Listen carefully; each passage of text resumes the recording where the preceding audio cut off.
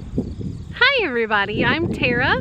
I'm Chris. From Crooked Row, and today we are going to go down to our ponds, which we never do that on video, and because there is a rose bush, a wild rose bush down there that has humongous rose hips on it. But so the wild roses that we have all over this farm, they produce beautiful roses, but their rose hips are just like the size of BBs, so those are not usable. So when we stumbled upon this rose bush, we actually found it last year, and this year we went down there just to check to see if it was still there, and it is, and it has great big rose hips on it. So we're gonna go ahead and harvest it.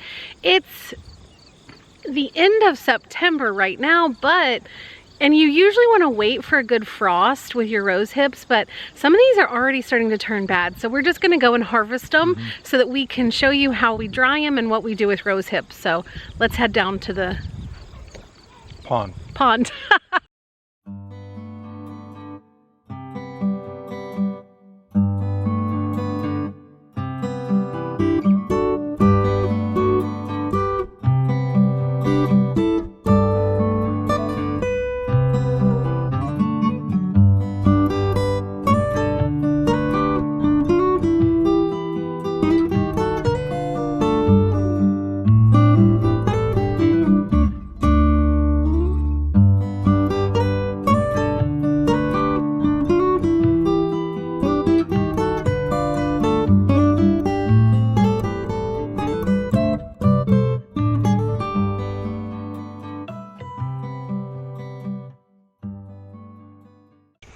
Okay, well, we're down at the pond. Let me turn the camera around to show you. Yes, there's tons of algae on the pond right now. We actually have two ponds. This is the smaller pond. I love how the cedars right there kind of line the edge of the pond, but the algae being on it is a whole other video. But this is such a beautiful, tranquil place.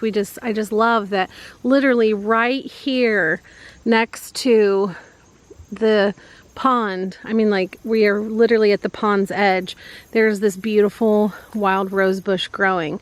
And so if I can get in tight, yeah, thank you, babe.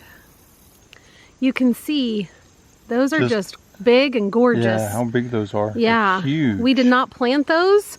Those are here all on their own. Some of them aren't fully ripe yet. Like some of those out there are not fully ripe. But for the most part, these are very, very ripe. Some of them overripe.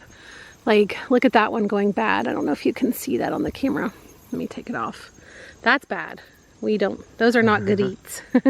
So we're just gonna harvest what we can. And we're also in a competition with the deer. I don't know if you can see, but there is a trail. It may not show up on the camera, but if you look down this path, there is a trail through here, and it's a deer trail. And it goes up.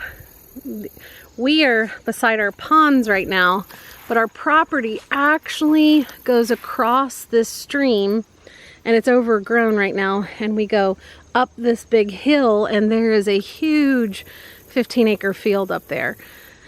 And the deer, we definitely have prolific deer life here, don't we? Oh, yeah. So the deer love their life here. So, but that one thing that they love to eat are rose hips. So we have to get our fair share so that we can have great vitamin C before they do. So let's get started.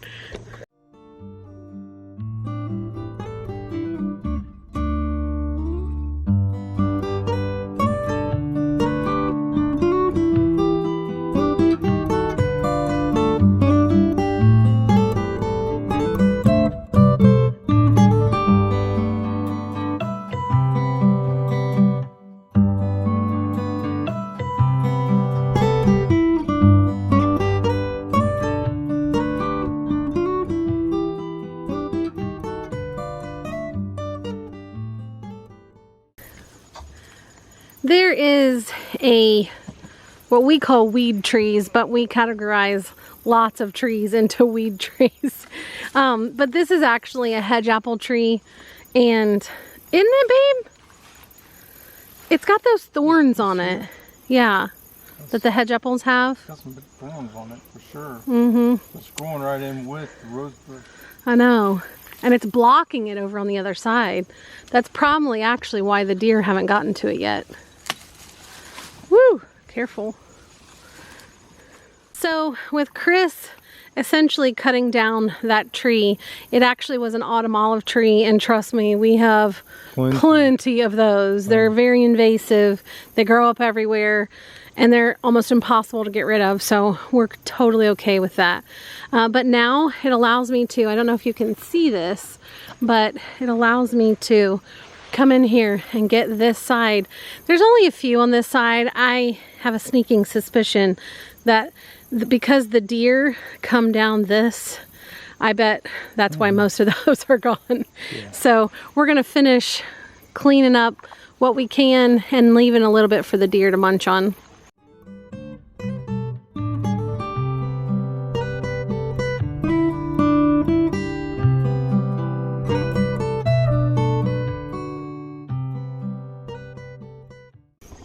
Okay, I am headed back. Chris is gonna stay down here, and once he gets started cleaning stuff out on our property, you kind of can't stop him. So he's gonna clean that out, and I'm gonna head back to the farmhouse so that I can show you what we do with our rose hips. Okay, we are back at the farmhouse. I have my bowl full of rose hips, and one thing that I'm going to do is I'm going to cut the ends off. I'm going to cut these open. This is to dehydrate them. If you are making the rose hip syrup, then you just need the pulp and you don't have to do all this. But I'm not doing that in this video. I am just gonna cut these open so that you can see, whoop. Okay, so inside of here, I don't know if you can see this or not, but there are seeds. And those seeds have little hairs all over them. And they actually used to use them to make itching powder, which who made itching powder and what in the world was it for?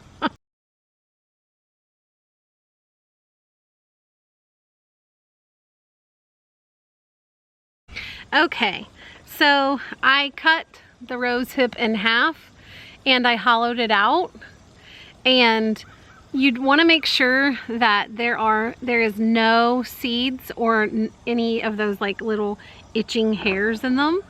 And then I am placing them on my drying rack. And so I have a lot of these to cut open. Some people will dry these whole because they feel like it's easier to clean out the centers. I don't. I feel like it was much harder because they get kind of hard. So I'm gonna go ahead and do this and be back.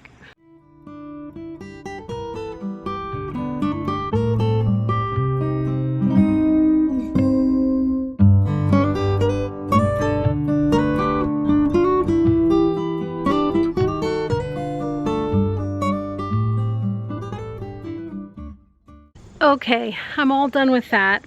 I have a very small amount. I'm going to show you really, show you quickly. They're dumping into the colander. That is about all I got. And I do want to say that was like a labor of love right there. Love for the people that you're doing it for, or you just love doing that. So I want to give you a word of warning. Please do not do this unless you have gloves on. So I even know better. I did this last year. I know that you cannot do rose hips without some gloves on, and I did anyway. Like right now, oh, I'm feeling little pricklies on my skin. I did it without gloves. I was bitten again. But it is true, you probably should wear gloves and be very careful where you touch, because it's kind of like if you've ever done anything with like fiberglass insulation or anything even remotely like this, you know that once you start, like, woo, it is itchy. So other than that though, we are going to have rose hips for the winter, which is super exciting for us. I love knowing that it comes from our farm. You can order things like this already done on Amazon. The thing that I don't like about doing that so much is you don't know how long it's been in storage. You don't know where it came from. You don't know how they were taken care of. It's kind of like with anything else. So I do love harvesting things like this that we can have through the winter. I'm going to go ahead and dry these in the dehydrator. You saw them sitting on the screen for the dehydrator. But so I'm going to dehydrate these, and then after they're very well dehydrated, I'll go ahead and I'm going to put them in a canning jar. And what we do is we just take little pieces of it. Some people will pulverize it like in a Ninja or something, and they'll do it by teaspoonfuls. We just leave it in the pieces and throw it in our tea. And hopefully you're getting, you know, all of the beautiful things that comes from rose hips. Like, I know that a lot of people use it for vitamin C. There's some debate on after you've dried it or frozen it, is there really still vitamin C in it? It seems like evidence seems to point that there is, because people in England, when they couldn't get citrus fruit and vitamin C and they were getting scurvy, they gave them rose hip syrup, and it helped their scurvy. And scurvy is a deficiency in vitamin C, and so it seems like it helps. So I love it.